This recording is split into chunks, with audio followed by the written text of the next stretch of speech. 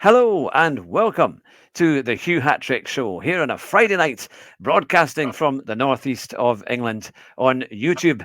And today we have a very special guest, the biggest, most famous guest we've ever had on the show. It is, of course, John Cleland. John, it's great to see you tonight. How are you doing? I'm well, thank you. I think nice to be here. It's nice, biggest name you've had on the show. You've obviously not had many people on the show then. Well, we've had a few, but certainly it's great to have a legend like yourself of motorsport, of touring cars. I mean, whenever anyone mentions touring cars, they always mention the 1990s, and of course your touring car championships and your incredible racing. But when I was looking on the website and the history, you started rallying and racing much earlier than the 90s. What was it that brought you into motorsport? How did you get started? Well, my father was a scrutineer. In fact, he was the main scrutineer for Scotland. He would scrutineer rallies, race meetings at Ingliston, hill climbs at Rest Me Thankful and places like that. And I got dragged along as a young kid just to be there and with him, and it kind of grew from there. And like most people of my generation, I started in a Mini back in 19. I think my first race was my first event was 1971 or something like that. Yeah. And I did nighttime rallies. Wow! So I had of all things a Morris Oxford, and I did these plot and bash nighttime rally things that you'd spend half the night up and fly into farmers' fields through hedges and all sorts of stuff. So we did a lot of that. And I used the same car to tow my Mini to a rallycross or an autocross, and then we bring it home, and for the next weekend, we would lower it down, take the sump guard off it, put slicks on it, and go and do a sprint or a hill climb. Mm-hmm. So I never raced, really. I did one race with the Mini in the 70s. I then moved on in hill climbing to a Chevron B8, and then a Chevron B23. And I only ever did one race each with those cars.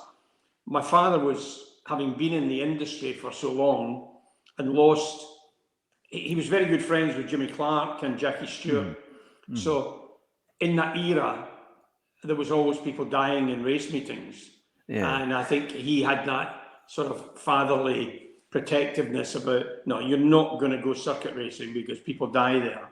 Mm-hmm. And eventually I proved to him that any hill climb, sprint, autocross, rallycross, whatever it was, I managed to come out with a result. And I think he realized then that maybe I need to go racing because I could do this. Yeah. And I was never guilty of throwing it at the scenery or hitting the barriers and things like that. So I never put any damage on my Minis.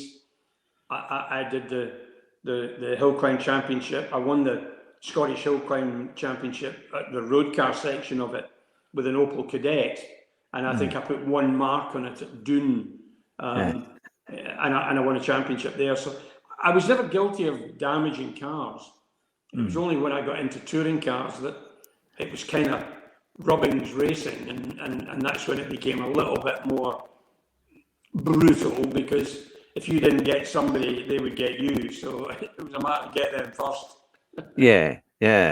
So did you, when you were younger and doing the autocross, did you have a kind of desire to get into racing? Were you quite keen to, did you have any kind of heroes in driving as well that you kind of looked up to and thought, I would quite like to do that series?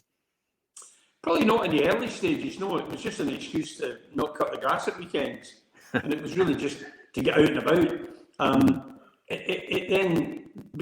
The deal with my father was that he was a car dealer, and he was pretty sharp in the motor industry, and also as a scrutineer he knew what was what. And his deal was he would buy me the car, I had to find the money to run it, and I had to return him the money at the end of the year. So I had to work on the cars, I had to learn all about them, I had to learn what made them work and so on and so forth. And I, at that stage, I'd never taken I'd done an apprenticeship, but it was more on a management side as opposed to on the technical side. Yeah. So I wasn't massively technical, but I brought in a couple of mechanics that worked for my dad, and they helped me prepare the car. Yeah. And we managed. We managed. And at that stage, did I ever want to become touring car champion? Did I ever want to go Formula One? I'm not sure I did. I didn't really at that stage have that burning desire. It only came later on as I'm looking around about thinking, well, if you look at all the drivers from Scotland, and bear in mind we're a wee country at 5 and a bit million people, we have produced some world champions, whether it be racing, rallying, world sports cars, Le Mans, it doesn't matter. We have produced more than our fair share of good drivers. And it was looking around about at people like that, and my dad's association with Jim Clark and Jackie Stewart. I watch it, and I would be at race meetings. I've got a wonderful picture that I took closer than the end of my table here. We're standing at a British Grand Prix. I got Fangio, Stirling Moss, and Dennis Jenkinson all in this one picture that I took when I think I was 10 or 11 or something. Yeah. And in 1968, I think it was at Zandvoort, when Jim Clark ran the Ford DFV in the back of the Lotus for the first time. Again, I'd be 16 at that stage. Yeah. And somehow, and it wasn't because my dad had passes, it was just the fact that in those days you could get this close. I was leaning on the wing mirrors of Jim Clark's Lotus before he went out to qualify, and ultimately went on to win the race that day with that DFV. And I've got a couple of wonderful pictures. One of them, you can see Jimmy concentrating, just looking down at the dash. And then there's one shot, he just turns and looks at me with his camera. And they're pretty special pictures that I've got. That's amazing. So for me then, that was probably what triggered it. And just the sheer sound and smell of motor racing at that stage was probably what got me buzzed on it. Yeah. And when you kind of entered touring cars and you're on this big stage, because you've got people like Andy Rouse and all these, all these famous drivers that have been there before you, what was it like on your first event? Thinking, well, you're really in this now, and this is your chance to kind of show them what you've got. Can you remember those kind of thoughts and feelings of what it was like? Well, it started before that, because I didn't just go straight into touring cars. I ran production saloon cars, so I had an Opel Commodore. I had an Opel Monza. I then stood in for a guy called Tony Lanfranchi when he went off to do Group A racing with the Monza. I would cover his races and the productions with his car, and I always came away with a result. I got a decent result.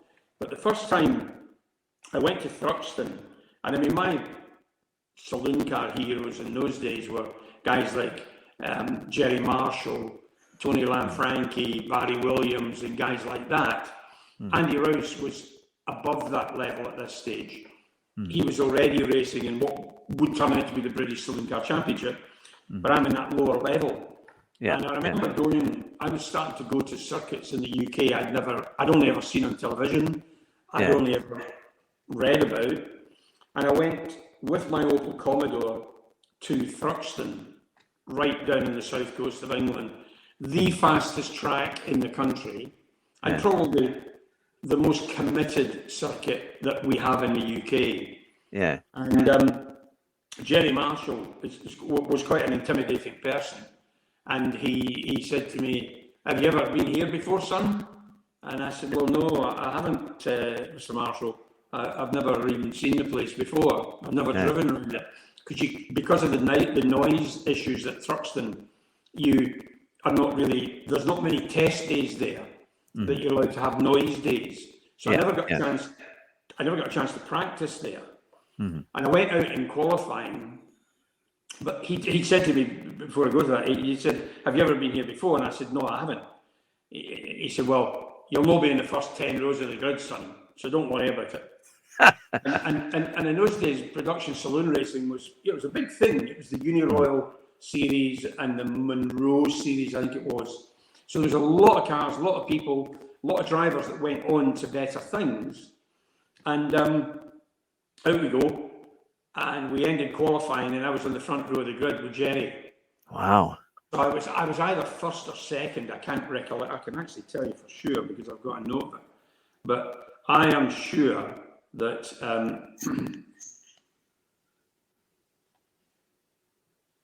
Thruxton, I got pole position that day. Wow. And finished the race 5th overall. But yeah. I went to him after the race, after the qualifying, and I said, I don't know what you're talking about. This is quite an easy circuit. And of course, that went down really badly. And that was me just being cocky.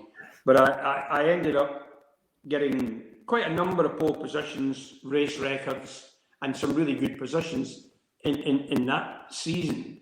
Yeah. And that then just meant that I could move on to something bigger and better. And we did a couple of seasons production saloon and then went into Thunder Saloon. Yeah. Vauxhall Opel owned the Thunder Saloon, and that was a V8 engined Holden Commodore that came across from Australia. Mm-hmm. And there was a guy called Vince Woodman and myself that drove it. It was a 2-driver race. They were about an hour long, the races. And Andy Rouse was driving a Sierra with a guy called Rod Burley. So, and there was some really big drivers in it. Yeah. And we won the championship in our first year. Then they built a Carlton with a 700 horsepower American Chevy V8 in it. Goodness. And the first year we had a lot of mechanical issues. Yeah. And the second year we won the championship again. So before I got into British touring cars, I'd already won a British championship twice. Yeah. So yeah. It was interesting at that point. I then pestered the life out of Vauxhall because I could see that in British touring cars, the championship had always been won from the lower levels. There was 4 class structures. There was the big cars, then there was slightly smaller engines, 2.5 litres, then there was under 2 litres, and then there was under 1600s. And it had usually been won from the lower class because there wasn't as much opposition. Yeah. And Vauxhall at the time were rallying with Malcolm Wilson and Louise Aiken-Walker, the Astra GTE. Mm-hmm. And X-Track did the gearboxes and Mike Pilbeam did all the suspension on them. So it was already quite a well-sorted wee car. Yeah.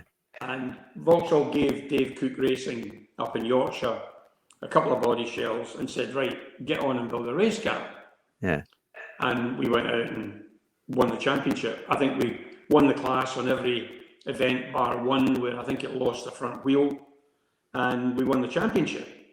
Wow. And albeit now I'm holding the 1989 British Touring Car Championship trophy with my name on it and Jim Clark's name on it. Yeah. I always felt like I hadn't done it properly. I felt like I'd cheated because I'd won it from the lower echelons. I'd never been any higher than about 10th or 11th in a race. I'd never seen the checkered flag first. Yeah, yeah. And yet I've won the most prestigious championship there is in the UK, still to this day. Yeah, yeah.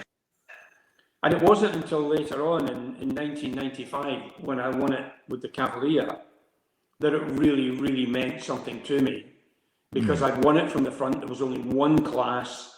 You won the race, you got the maximum points, and you ultimately, the more races you won the championship. End of story. And I was up against some huge international drivers, you know, guys like Winkelhock, Soper, Bila, Tarquini, Rydell, Menu. You know, they just don't get any bigger. Yeah. And that era of touring cars was all about, it was a format that was recognised literally throughout the world. Even in America, they had a 2-litre saloon car championship, but it was really strong in Europe. It was really strong in Australia. It was really strong in Scandinavia.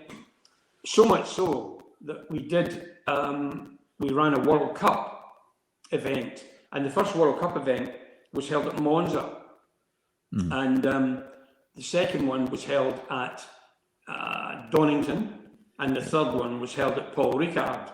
Yeah. And we had, I think from memory, we had 50 cars on the grid for the Monza race. Wow. And again, I'd never seen Monza.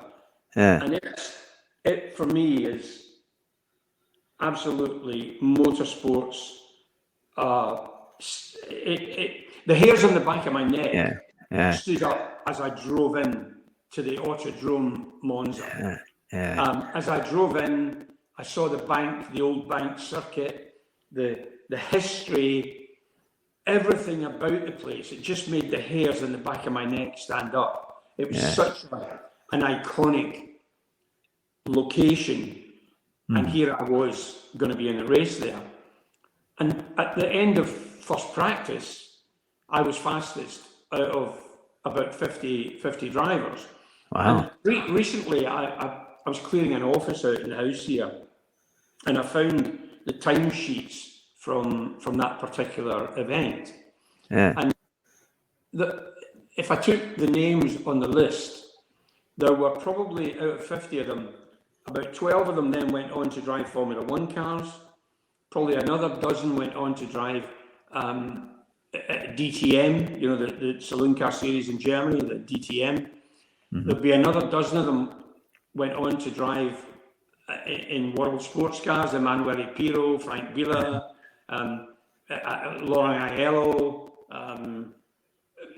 Yannick Dalmas, people that have won Le Mans. And here I am up against them in a touring car and beating them. And it was then, it's never occurred to me, and this isn't about a big-headedness or any of that, it just never occurs to me I can't do something. I sometimes might not have the equipment, I sometimes might not be up to it, but it never ever occurs to me that it's not possible. And when I'm beating 49 of the best drivers in the world, I'm thinking, well, I must be doing something right. Absolutely. It kind of gives you that confidence to go on, So it evolved through production saloon stuff into touring, through Thunder saloons and then into touring cars. And in the early days of touring cars, 89, 90, 91, we still had a bit of a class structure, and it was only 92 that really became a one car, not one car, but one engine size. Well, that was it. And probably what made it so interesting was that you had so many international drivers, so many brands. We had 11 or 12 over a couple of years. We had 11 or 12 different manufacturers with 2-car teams. We had 3 tyre manufacturers. So we had Yokohama, we had Dunlop, and we had Michelin. And we, over different years, were on each of those tyres. So you had that, because a Michelin would have a strength in one part of the race, a Yokohama would have a strength in another, and the Dunlop would have a strength in another part of the race. So you always had, you'd be in a position of strength, and then you'd fall back, and somebody else would come up, and so on. So it was a combination of all of those things and different manufacturers that made the racing so exciting in those days. And also Murray Walker's dulcet tones, in as much as he would dub over he'd watch the coverage, he would then do 2 days in a London studio voicing over the coverage. And Murray was a wonderful man. He was a really nice guy. And people think he made mistakes. Well, he didn't. He was very self-deprecating, where he would make the mistake deliberately and then pull himself down. I'd say something like, well, Cleland's got an easy lead here, and, knowing full well that I'm actually going to get a puncture in the next 30 seconds or something. And they go, oh, Cleland's got a puncture. But that's how he was. He knew what he was doing. He knew how to make it exciting, and he was just a wonderful, wonderful man. Yeah, yeah. I enjoyed working with him. I think that's what draws so many people to it in those years.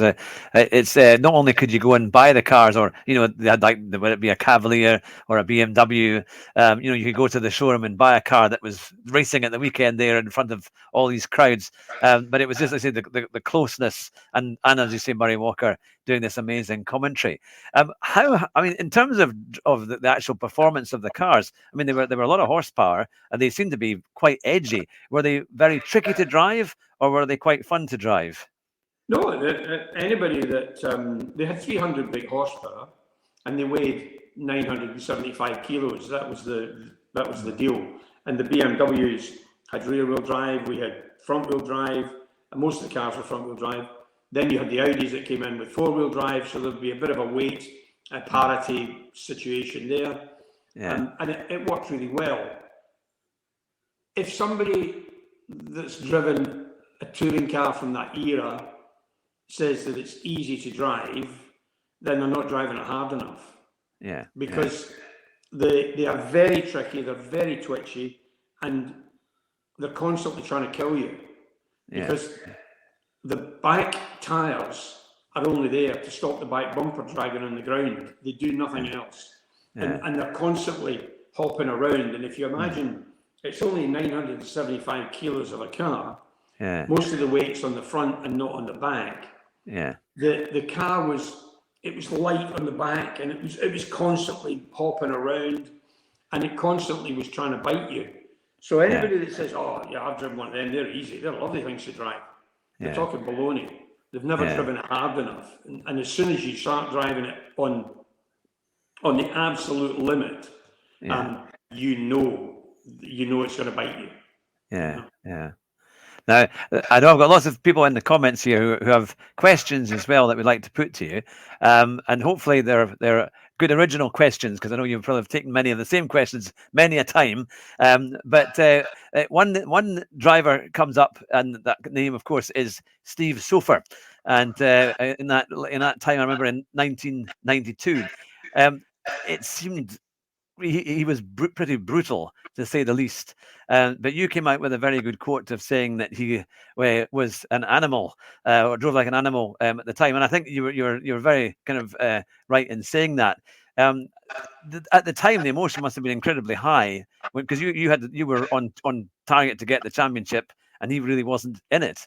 I mean, can you portray what it was like after that incident? As to what happened. It goes back before that. I'd had an offer from Vic Lee, who ran these Listerine BMWs at the end of the previous season. He pestered the life out of me to drive the car that Tim Harvey ended up in, to share the team with Steve. So the offer was there for me to drive that car. And the irony is that I could have won the championship with that car. That's the irony. But as usual, the deal with Vic Lee, who I love, he's a really lovable rogue, was that he wasn't going to pay me the same kind of money that I was on with Vauxhall. And there was the usual complicated, if I won the championship, this would happen. And it was just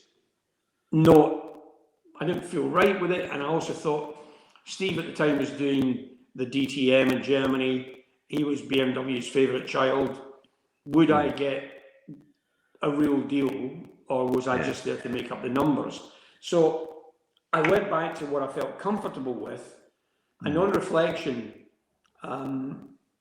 maybe it wasn't the right move. And the only reason I know that, Steve and I now, just to be clear, and actually a few months after the event, became very good friends. And I know what he did, I know why he did it, and he and I have a huge respect for each other. The bloke that won the championship, not so much. But Steve said to me, "Why did you not take the drive when Vic offered you?" I said, "Because it was typical Vic Lee." He said, "It wasn't Vic. He said BMW in Munich had said, go and employ Cleland, because I was the pain in their ass in the previous few years. Every time I was the first person to ever beat a BMW in that class with the Vauxhall. And BMW in Munich said to Vic Lee, you've got the team, go and employ him. You've got Soper in there as well. Get Soper and Cleland in the one team, job done. And if Vic had said that to me, I would probably have signed on the dotted line, even if it was for less money. Because I would then have been driving for a motorsport manufacturer like BMW, who make a race car and then tone it down a little bit and sell it as a road car, like the M3 BMW was. Whereas what I was doing, I was driving for a major motor manufacturer with Vauxhall, who made a road car and thought, maybe we could make a race car out of that. And we didn't really have a competition department. We were farming that out to different people, where BMW have their own competition department. And maybe I don't regret many decisions I made in motorsport, but there's two of them. That was one, not to take that deal, and the other one I'll tell you about in a wee while.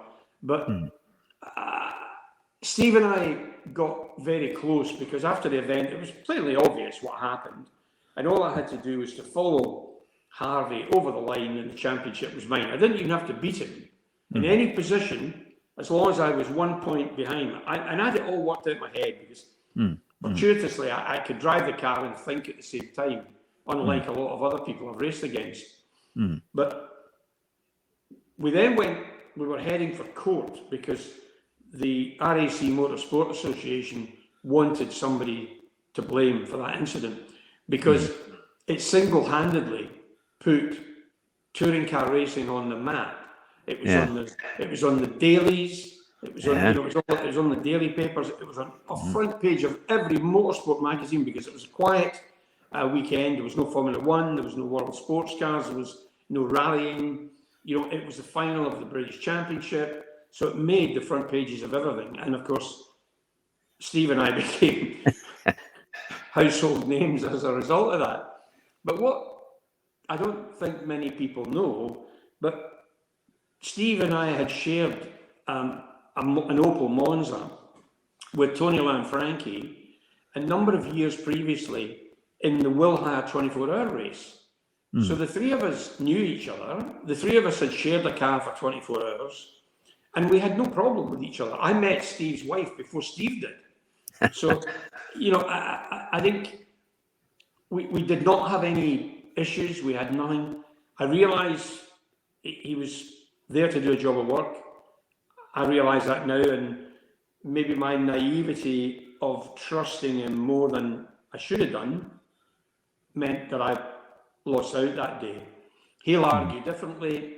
To be fair, he doesn't argue differently. We both agree the same. Anyway, we're about to go to court, and I thought, well, this is pointless. I phoned Steve up one night at home about 3 or 4 days before we were heading for court, and we'd both employed barristers. We'd gone to some fair. We'd video evidence. We'd still photographs blown up to table size. We had all the proofs that we needed, and witnesses and all manner of things. And I phoned Steve up and I said, Steve, I think we should go in holding hands and saying this was a racing incident. I don't think it's going to prove anything. I don't think you are going to come out of this scot-free. I think personally they want your driving licence, and that's not going to help your career, because at least I was a car dealer. I could go back to selling cars if I lost my licence. Steve was a race driver, and that's all his livelihood was. So I said, I think we should go in holding hands and tell him it was a racing incident, and I don't know what they're making a fuss about. And he thought for a minute or two, and he said, nah, he said, I don't trust you. You say that first, and then I'll back you up. I said, right, okay. So we didn't tell anybody. We didn't tell the solicitors or anything until we got to the tribunal at the Motorsport Association. And they had Wyn Percy as the driving standards advisor, who'd won the British Touring Car Championship. He'd raced in Australia. He'd won Bathurst with Tom Walkinshaw. a very, very well-respected driver. We both liked him. And we went in and we said just exactly that we don't know what the fuss is about. We think this was a racing incident, and I'm not sure why we're all here. And you could see the steam coming out of everybody's ears. They knew it had been rolled over, and there was no case to answer, and the case was dismissed. And when Percy got the two of us outside, he says, I know what you pair of bastards are up to. He said, well done. Whose idea was that? And Steve said it was his. He said, well done. He said, that was the best thing that could have happened. So what I did then was I started with Steve and I, the Touring Car Drivers Association. And what we did was we all put £1,000 in each, and we controlled some of the driving standards ourselves before it got to the hierarchy. And we chucked some of the £1,000 each in to ensure that there was a helicopter, a Medivac helicopter at each event, just in case it was a problem. And then that subsequently, when Alan Gow, who runs the championship, thought that was a really good idea, he then built it into the entry fee for the following year, that the manufacturers all paid a bit towards the helicopter. Yeah. So we then laid out a set of standards about if you are this far past somebody, you don't turn in on them.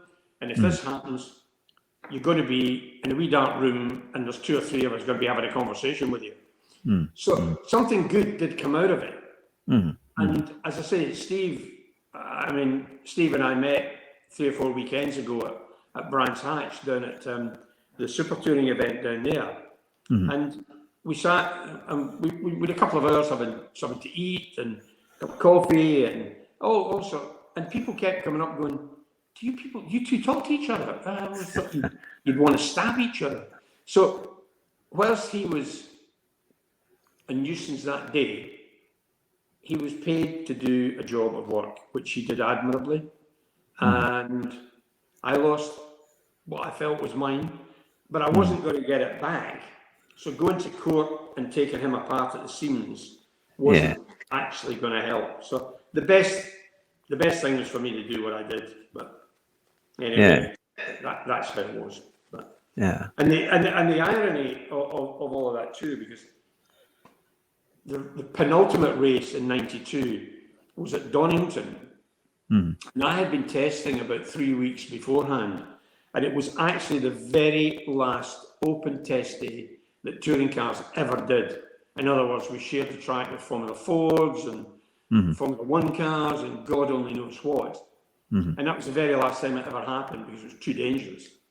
I went off the track in the rain, and we were testing ABS brakes because the BMWs had ABS braking in those days, and we were trying to get back on a par with them. So I was testing ABS on the Cavalier and went down through the Craner curves in the wet. A Formula Ford didn't see me and he cut across in front of me. I got in the grass, and because the ABS wouldn't let me lock the brakes up, and I couldn't lean across far enough to switch off the ignition, I hit the wall at the end. The wall at the old hairpin was much closer to the circuit in those days, and I hit it head on, and I broke my sternum and I broke my lower back. Goodness. And I got taken to the Queen Margaret Hospital in, I think, Nottingham or somewhere, I can't remember where it was. And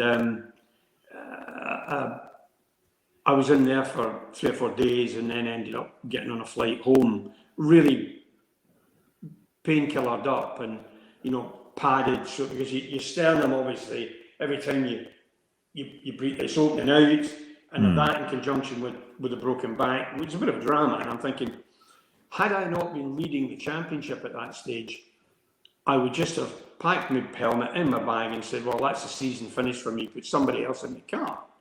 But I still thought I could do it. So the next race, penultimate race, was Donington.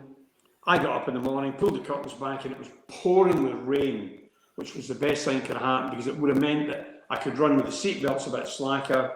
It wasn't putting pressure on my chest.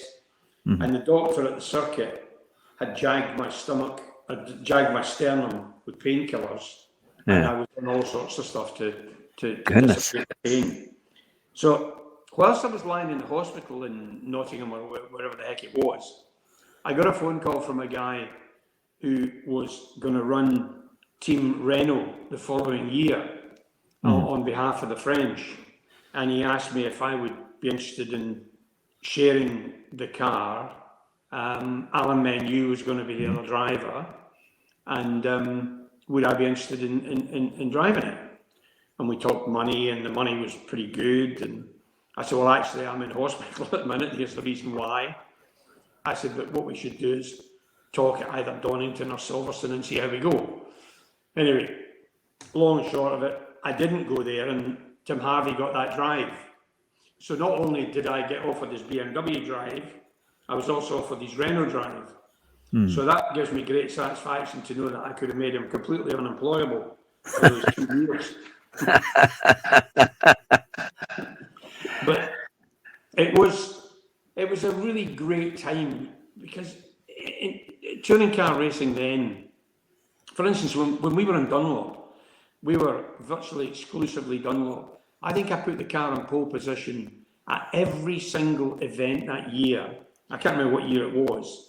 And that was because they had a qualifying tyre. And it was a 1 lap wonder.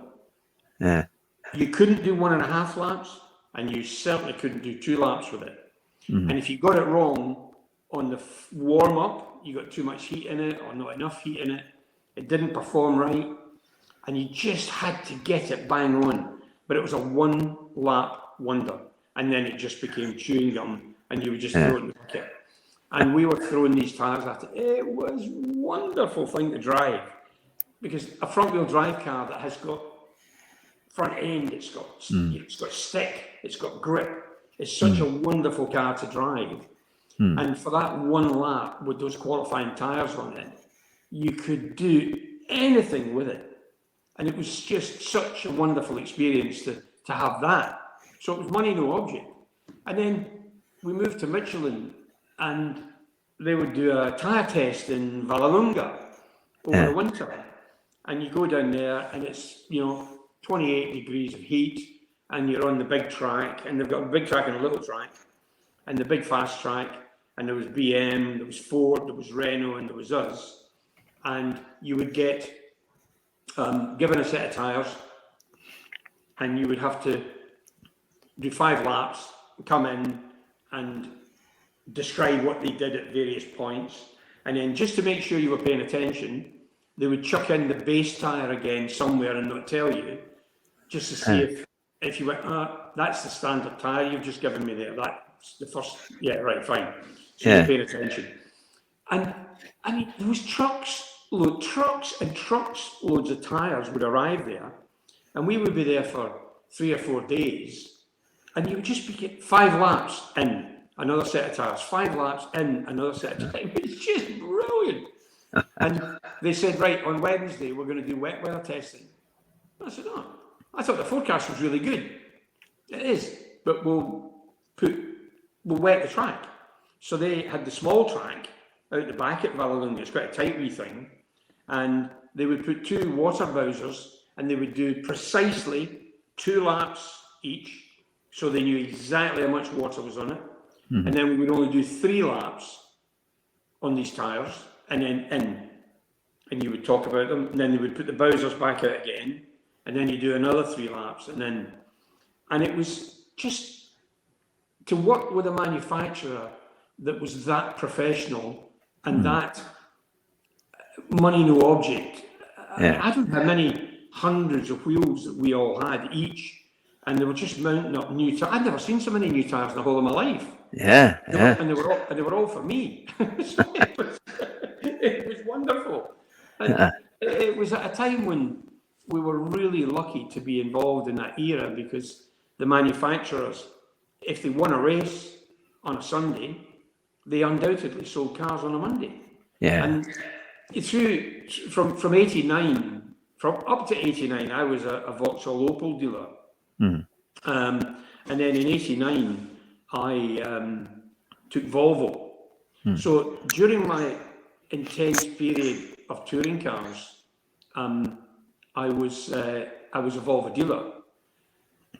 And sure, when Volvo came into the championship and started to win races, we absolutely saw a change in our showroom. People would come in and say, "Is that car that was on telly at the weekend? That's really nice."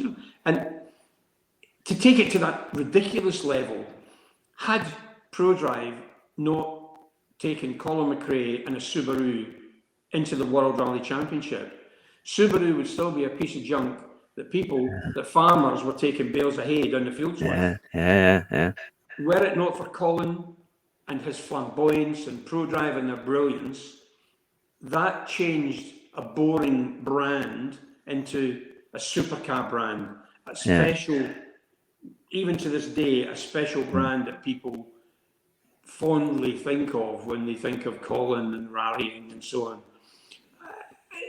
It just, motorsport for sure breeds success in the car industry. And then there's not so much now, but there was a lot came from motorsport into modern day cars, but certainly not so much now.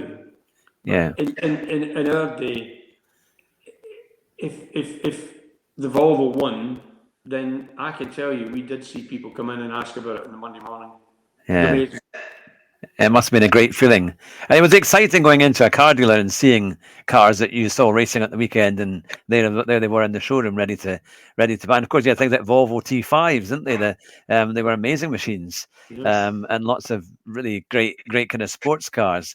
One of the questions we had, because I remember watching you race, it was in 1993, because I went to see the Grand Prix at Donington in 1993, where Senna won, and then after it, there was this most incredible touring car race, because it was the rain. I'd never seen rain like it, and it was, and I'm sure you did very well at that race indeed. But what was it like driving on these big events, especially when it was like when you shared it with Formula One? Was it even more kind of, was it? I suppose there was a greater sense of responsibility, wasn't it? You had to perform well because there was an even bigger crowd. And what was it like to take part in such an event like that? Well, that event at Donington was different. The only people that had Michelin tyres were the two Renaults of Alan Menu and Tim Harvey. And Michelin's has got and has always had the very, very best wet weather tyre I have ever driven on. So, whilst I did okay that day, the Renaults won the race quite convincingly. And it was nothing other than their car was pretty shit in the dry, and anything that's not that good in the dry generally means that the car's a little bit flexy, and that then means in the wet that it's a little bit better. But coupled to the Michelin wet weather tyre, it was an astonishing piece of kit that day, and there was nothing we could do to touch it. But we had been support act to the Grand Prix for quite a number of years at Silverstone and Donington, and actually everybody stayed, all the Grand Prix spectators, everyone stayed to watch our race at the end of the Sunday. And after the Grand Prix was done, we were out there. But we were always we were never allowed anywhere near their pits. We were always in the secondary pits. And in those days, Formula One was controlled by Bernie Ecclestone. And I remember we had our own little Vauxhall encampment in the motorhome and caravan park. And we had all these caravans and motorhomes parked up. And to make sure, it was massively busy. So to make sure that everybody knew how to get there, we decided to put a flagpole up with a Vauxhall flag on it. And just so everybody had the location in case they got lost. And a guy called Paddy McNally, who was Bernie Ecclestone's right-hand man to do with merchandising and marketing and all of that, came up to our encampment on the Friday or whatever it was and said, "You all right, lads?" "Yeah, fine. Are you keeping the flag up for the weekend?" I said, "Yeah, well, it's handy for letting everybody know where we are." He said, "That's fine. It's going to cost you 60 grand to keep the flag up for the weekend." So you can imagine how fast that flag came down. That was the sort of thing that happened at the Grand Prix. We were never allowed to be anywhere near the pits and paddock of the Formula One cars. We had to tape up all our trolleys had sponsors' names on them and all sorts. We had to tape all that up. We hadn't paid for advertising, therefore we weren't getting any coverage. And it was literally, you always felt a bit like you were the poor relations. However, we were on a big stage. We were in front of 100,000 odd people that had come to watch the Grand Prix. And I won the 95 Silverstone race, which was wet, dry. And that was a great feeling to win the Grand Prix support race. It was something else. It was wonderful. Absolutely. Crew, that was the same year that Colin McRae won the World Rally Championship. That wasn't it in 95? 95 was a good year for Scotsman. Yeah. Oh, absolutely. I also remember I went to the Knock Hill in, I think it was 1994, and when the Alfa Romeos had come, when the 155s had come, and of course Tarquini had this huge accident where he kind of barrel rolled his car. That wasn't his fault. That was Tim Harvey again that punted him into a barrel roll, which destroyed the Alfa. But that was Harvey, I think, in the Volvo that did that. Yeah. Did you ever? I think Alfa Romeo never approached you to drive. Yeah, they did. The only manufacturer that didn't ask me to drive for them was Toyota. I was asked by Ford. I was asked by Renault. I was obviously asked by BMW.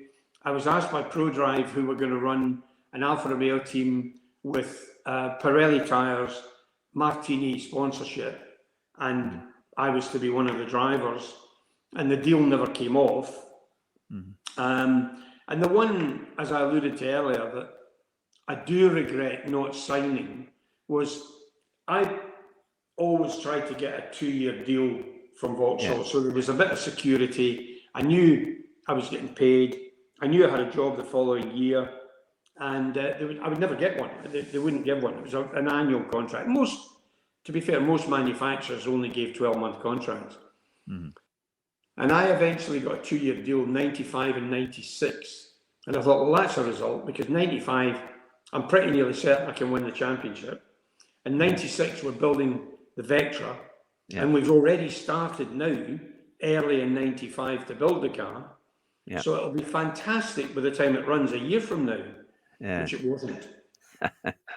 And when I won the championship in 95, sometime in October or November, my phone at home rang, and it was a guy called John Wickham who ran or was about to take over the running of the Audi team.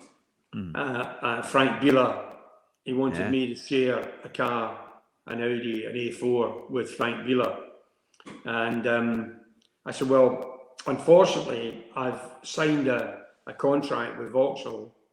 And he said, no, don't worry about that. He said, we'll put the lawyers on that. We'll get you out of it. I said, well, yeah, I'm quite sure you can. But if I shake hands with somebody, I'm a man of my word. I will stand by that. So whilst I appreciate the offer, I'm honoured. And also the fact that you'd let your lawyers loose on it for me. But I feel some loyalty here. I have to stick by what I've agreed. And that's the one decision that I might live to regret, because Frank Biela went on and he won the championship. He then went on with Tom Christensen and Emanuele Pirro and won Le Mans 3, 4, 5 times. I can't remember how many times he's won it. And I've raced against Tom Christensen, raced against Emanuele Pirro and Frank Biela. And I can't help but think, had I agreed to go to Audi, I may well have been in the same situation as Frank and Emanuele, where I may well have gone on to compete and win at Le Mans. And that is the only regret I think I ever have about not going to drive for a manufacturer that offered me the chance. Yeah. Too late now, though. No, it's fascinating insight as to what it was like to the tactics of what you were facing, not just driving, but all of the things going on with between the drivers and the cars as well. And I'd read about how you thought the Vectra sadly wasn't anywhere near as good as the Cavalier. Was there any particular reason why it was just not as competitive? Yeah, the rear it was all to do with the suspension. The engine was fine, the aerodynamics were fine. The suspension didn't lend itself to some of the changes that we needed to make work. And it was only when the Germans decided to deviate from the super touring rules and go their own German touring wagon regulations, which allowed a flat floor completely. So it had a much better aerodynamic, which took away some of the need for that rear suspension. I went to Hockenheim to test their car, and even on shitty old travel tyres, I was amazed by the grip that this thing had. And when I took my engineer with me, and it was all lined up by Opel to go and do this. And I couldn't believe the change, the difference between their car and our car. Their car would have got thrown out of our championship for the changes they'd made under the regulations, and our car would never have been anywhere near competitive in their championship. So it was just, unfortunately, it was one of those things. It took many years in all countries where Vectra raced to actually start to win some races. It was a tough gig. Mm-hmm. You must be very happy though that you were, you're a huge star in probably the best era of British touring car championships. Everyone talks about it. Anyone who's a motorsport enthusiast always says the British touring car championship of the 90s was the best thing. And it kind of suffered a bit going into the 2000s, and I know it's recovering a little bit now. But what's your views on the current British Touring Car Championship? Do you think it can ever reach the kind of peaks that you had in the 90s? I think it's difficult to compare eras because we were fortuitous in having manufacturers that wanted to sell cars, that wanted their brand to be seen on primetime television each weekend, to be seen by 70, 80, 90,000 people at a race weekend. We were lucky with that. And we probably didn't realise just how lucky we were to be involved and be paid to do what we otherwise would have done for nothing, if I'm honest with you. It was a wonderful time. It got to the end of 99 and my father wasn't well and sadly passed away in 2000. So I decided to come out of the championship and do the odd sports car race, but try to focus more on my business. And that's when I pretty much came out of it altogether. So at the end of 2000, I think it was 2001 and 2 and maybe 3, there was maybe only about a dozen or 15 cars, and it looked like the British Touring Car Championship might fall over. And then it started to grow again, and I watch it. If I don't watch it live on the day, I'll record it and watch it later on. I think there are no manufacturers any longer. I think what you've got are sponsors that come in, like Napa, for instance, and some of the big sponsors that are in there now. I think there's about 3 drivers being paid now to drive cars. And in my day, there was more of us being paid to drive touring cars than there were Formula 1 drivers being paid to drive Formula 1 cars. A lot of Formula 1 drivers were taking money with them to be in the car. And we had ex-Formula 1 drivers, ex-World Sports Car drivers come into our championship because it was somewhere where they could still earn a very tidy living and still be paid to race cars. Today, it's more about a young driver taking a bucket load of money along to a team, and I mean a big bucket load of money, to sit on a British Touring Car grid. That doesn't detract from the fact that there are some star drivers in there.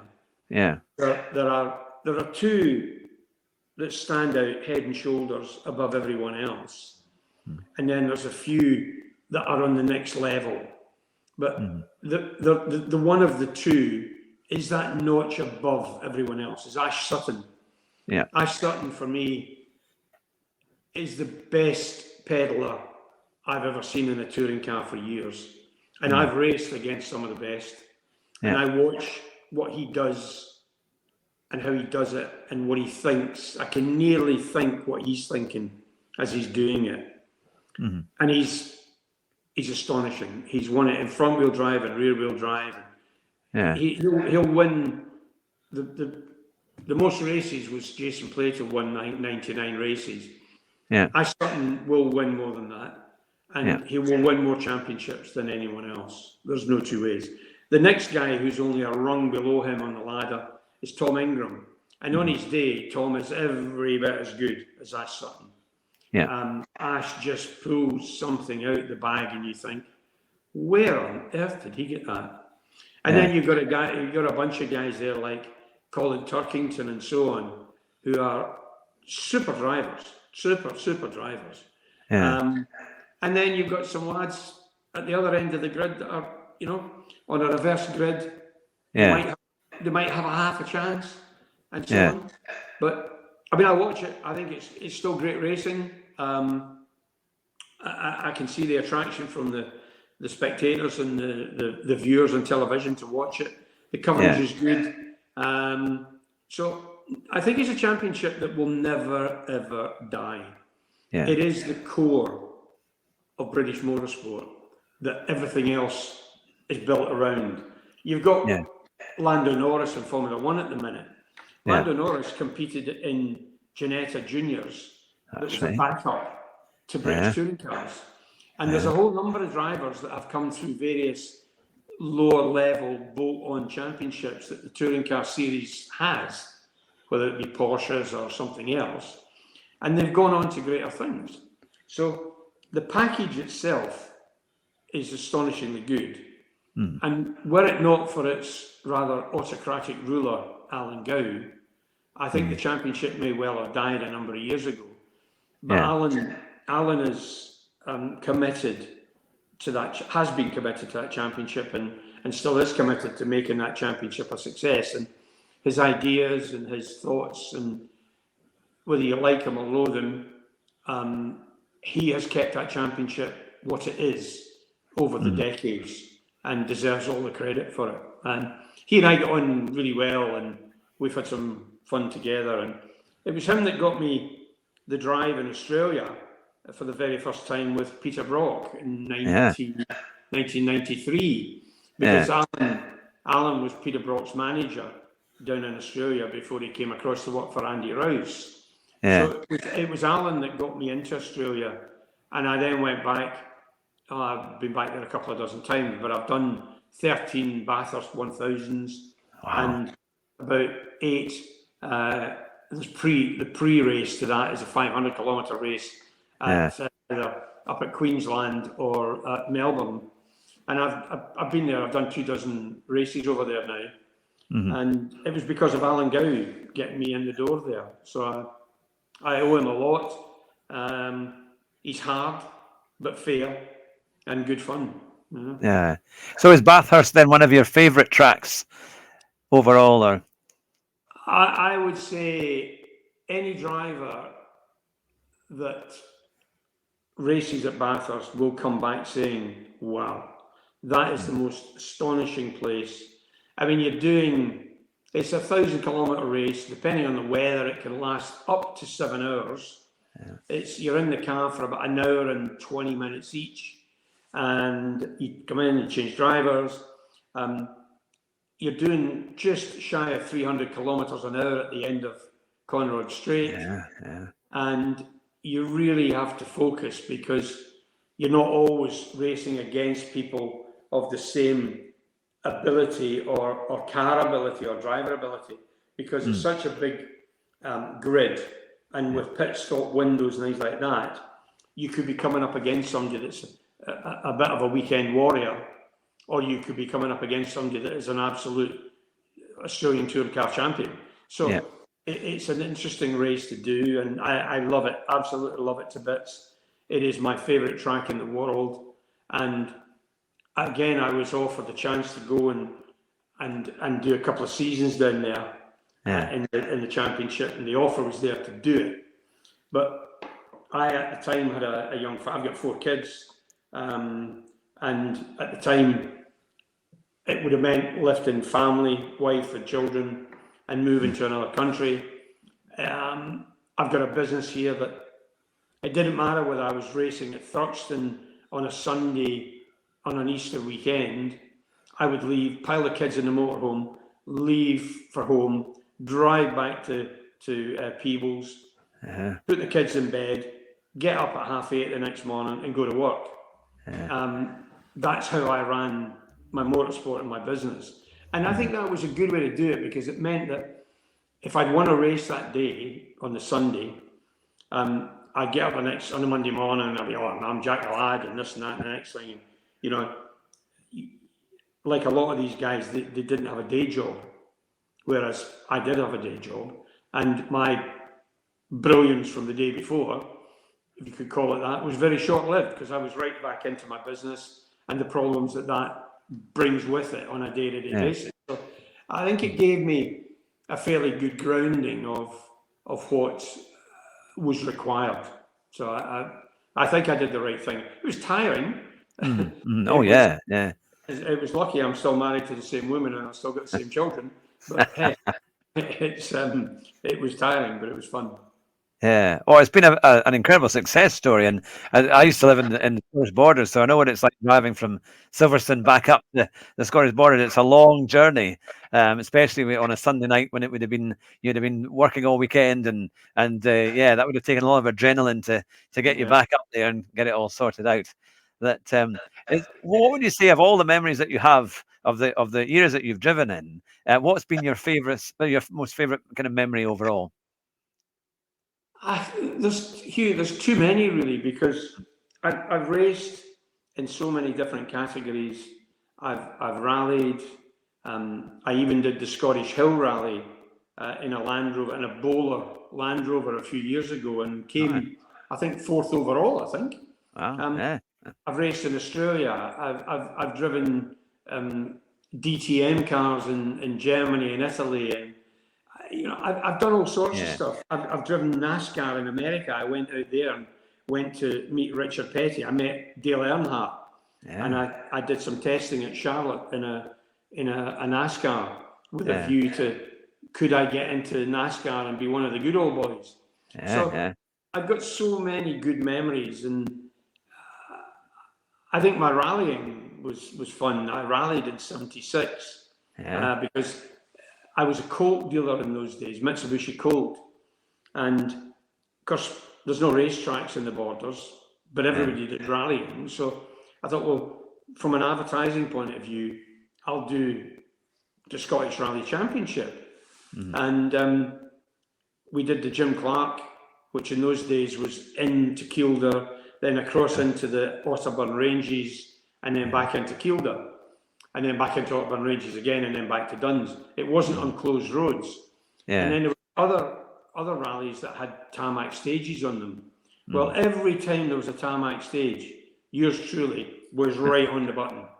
But when it got to the forests, I was actually getting really good at the end of my season. I could roll the car and not damage the roof. I was getting really quite proficient at the end of it. But I was knocking more trees down than the Forestry Commission were. So I think it was safer that I retired from that. But it was some wonderful memories, because rallying was such a nice bunch of people. And whereas touring cars was very, we wouldn't go into another competitor's garage, for instance. Rickard Rydell and guys like that were really good pals. Will Hoy, Will Hoy, were really good pals of mine, and Volvo, Toyota, even Andy Rouse. I wouldn't wander into their pit garage because I'd get thrown out. They didn't want you to see what was there. You had to be asked, and you had to stand outside or whatever. Whereas, and also, we were all chasing each other's seats at the end of the year. Somebody wanted your drive, so you could get stabbed in the back quite easily. Whereas rallying wasn't like that. Rallying, I loved my rallying year. It was fun. It was an education. And if I got a chance, I would go back and do the odd rally here and there. But probably only tarmac ones. So to answer your question, what are my best memories? Probably when you win a championship, it's super, super important. And as I said to you, to put my name for the first time in '89 on that trophy that had Jim Clark's name in it in the '60s, didn't feel right. But in '95, it felt right. It felt like I'd justified it. I'd beaten the best out there with the Williams Formula One team, with the Renault, with Tom Walkinshaw, the Arrows Formula One team, with the Volvo. I had beaten the very best that there was that they could throw at me. So that probably, to win that championship, was probably the most important thing for me, and my biggest contribution, I suppose, to my memories would be that. Mm-hmm. And finally, is there any car that you've driven, or like a road car, that gives you anywhere near a similar thrill to driving these wonderful racing cars that you've done? Well, I was a Jaguar dealer for a number of years there, and the car I ran as a demonstrator was an F-type coupe, 5-litre R all-wheel drive, and I was president of the Scottish Association of Motorsport Car Clubs, and I remember coming back from Bridge of Allen one night in the pouring rain after an AGM in this F-type Jaguar, and it would be about 80 miles back to my house here in Melrose, and it rained the like of which you haven't seen. And by the time I got back, I was shaking like a leaf because I've never had so much fun in a road car for a long time. And if I could find a really good one of those, I might just buy one just for the hell of it. But they're a tremendous car. Road cars now. I mean, all our Volvos do 114 miles an hour maximum flat out. That's them controlled. You know, we've got so many gizmos on our cars now that side impact, lane departure, it'll brake for your autonomous braking. It's got everything. EV, we're going that way, but the reason I got involved, and as I said to you right at the start of this, I got involved in motorsport because of the sound and the smell. The sound of a racing engine and the smell of a racing engine are two of the best things that you can encounter. So EV, I have no doubt that we're going to see that, but I somehow hope to goodness that we still retain an engine powered by fuel with an exhaust that makes a bit of noise, because if we lose that, I think we lose our entire history and heritage, and we've just got to try and retain it. And I realise all the reasons why we have to look at EV, but I think it could still be bed partners with a really good, small, powerful ICE engine car somewhere along the line. No, I think everybody's with you on that. I think that's the biggest kind of fear we have, that we'll lose if it all goes electric. They simply can't you can't make that sound appear. It has to be genuine. It has to be coming from a proper engine. So we all hope that, and I think maybe, because I mean, a lot of manufacturers are in big trouble in terms of the money they've put in to EVs, aren't they? And they're not really selling as well as they'd hoped. So they're now having to be a bit quite careful. And of course, they're being taxed at the hilt by regulations as well. So there's lots of complications. But hopefully that we will see petrol cars and maybe even hybrids, or however it might work out, continue on into the future. Hopefully. I think we desperately need it, and we need these cars to continue working. I think EVs are quite restrictive. They work for certain groups or certain kind of ways, but I think at the moment they're still a long way off. But there's no doubt they're fast. That immediate Yeah. the throttle response you get from an EV is quite astonishing. Yeah. But it needs to sound like a car that, for me, Yeah. but I'm a little old school, and maybe just I'm maybe too old for this job. No, I think all our motorsport fans, we love the engine sounds. That's what it was that gives us the thrill of motorsport. Well, I'd like to give you a very big thank you for putting so much time aside tonight to give us an enthralling and hugely in-depth story of what it was like to race in the 90s and before, and also in your rallying days, and what you think of today's touring cars as well. It's been an absolute privilege to have you on the show. It's just so great to see what it was like, and to the way that you all got on so well with some drivers, not so well with other drivers, but you had a true friendship. I think you showed that your the standing of what you did was incredibly high and honest, and that's a great thing that we love to see. And I think many of our viewers and supporters in the community are just hugely pleased to be able to get an interview with you, to see what it was like, and to hear your story. So thank you very much, and hopefully my mother will be back to buy a car from you in the next wee while. Good, I'll look forward to that. That would be super. And if you very kindly stay on the line, I'll quickly end the show. But to everyone who's been watching and who'll be listening on the podcast, you've been watching the Hugh Hatrick Show with the British touring car legend that is John Cleland. Have a wonderful week, everyone, and we'll see you very soon. Bye just now.